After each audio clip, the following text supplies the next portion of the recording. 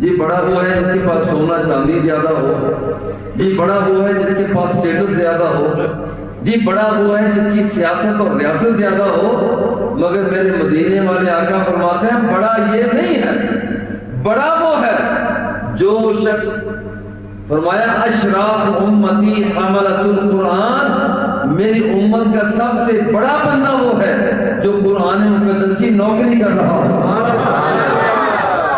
تو یہ میں کہتا ہوں میں بھائی جان بڑا خوش نصیب ہوں، اتنے بڑے بڑے لوگوں سے خطبہ دے رہا ہوں جنہیں مدینے والے فرما رہے ہیں کہ بہترین بندے، بڑی کلگی والے بندے، بڑی شخصیت والے بندے وہ ہیں جو قرآن مقدس کی نوکری کرنے والے ہیں۔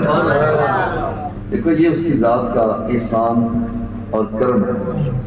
اور پھر یہ حضور نے ارشاد بھی فرمایا ہے ادبوا اولادکم علی ثلاث خصال، اپنے اولاد کو 3 چیزیں سکھاؤ، حب نبیکم، حب اہل بیتہ وقراءۃ القرآن، اپنے نبی کا پیار سکھاؤ۔